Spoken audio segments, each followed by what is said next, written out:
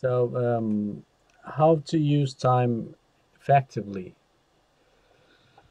Well, that's, I mean, That's a tough question. Yeah, that's a big question. I think what one of the mistakes people make in general, and it's kind of related to what I was just talking about with the doing it first thing, is that we think, well, I mean, I can't do any music in the week because I've got, work and all of this stuff on. So they save up all of their time and then say, right, I'm going to do like a marathon session all weekend. So I'm going to spend like 24 hours over the space of 2 days working on music. But the problem is with that is the first few hours are wasted because you need to get going and you can't, you're not into it. You're like, oh, where was I? And it takes ages to start pushing that rock down the hill again. The other problem is because you've got 24 hours, and you think you've got ages, you end up wasting the next, few hours of your time. Then at the very end, when you're tired, you're like, oh no, I've got to get something done. And because you're tired and you've not got anywhere, and you've like, and you're kind of disappointed because you've not got very far. That last kind of third of your time is wasted. So my suggestion to people is if you want to do those marathon sessions at the weekend, fine. That's absolutely fine. But first is simply take the smallest amount of time that you will do every day. So even if that's like 15 minutes, and just get into the studio, preferably first thing, and just do something. And that short amount of time focuses the mind in a way that like a really marathon session doesn't. And it's incredible the amount that you can get done. So I mean that's just the hack, I guess. That's Yeah. the So that's the way. it's not about sitting in the studio and working like 8 hours a day. It's No, not I gonna mean, it's not gonna give you something better, right?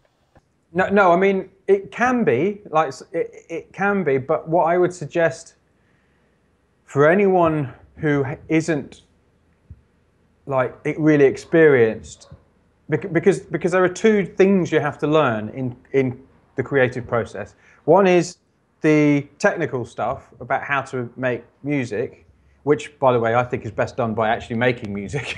But anyway, so is all the technical stuff. But then there is also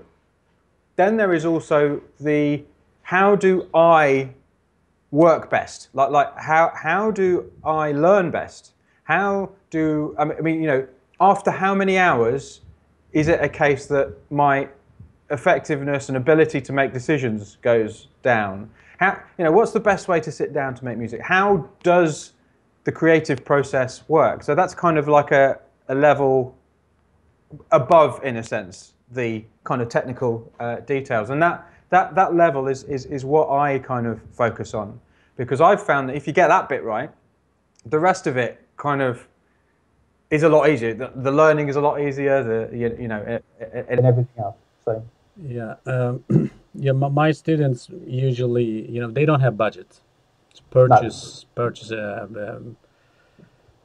a full studio no. stuff. Computers and studio monitors and stuff like that. So they think that if they have better gear, they're gonna make better music. I don't agree with it, but No,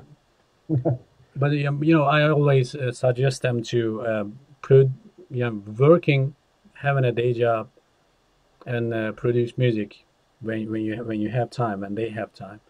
So you have students that like they have 8 hours work. They working 8 hours a week and yeah. I still mean, still producing music. Now, how do they manage it? Okay, so yeah, I mean, most of the people, not all, because I do help some people who do music for a living, but what you've got to remember as well is that some of the people I help are a DJ, like they're kind of well-known DJs. So they have exactly the same amount of time to actually make music as the people who have a day job because they're flying all over the world and they're like playing and I mean if anything they have less time. So if you have an idea in your head, if you currently have an idea in your head, well You know, I will really focus on this when I have enough time, equipment, whatever skills, all of this stuff that you think you're waiting for, actually it's kind of a fiction. It's an excuse in a way. What you need to do is work out how to make music right now. So actually having less gear, having less time, and in some ways having less skills in some ways is actually a lot easier because you've got a lot less that you can do. When you've got a studio full of equipment, it's a complete nightmare for the creative process. I mean, some people can do it, but you've just got so many options, you don't know where to start. When you can do anything, you can't do anything. So if you've got a limited amount of equipment, there is only a certain few things you can do.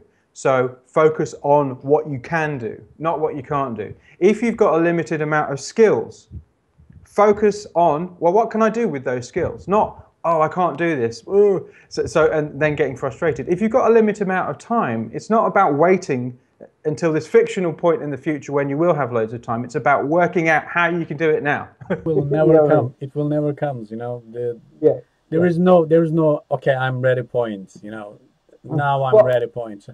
There's always something you have to learn. You know.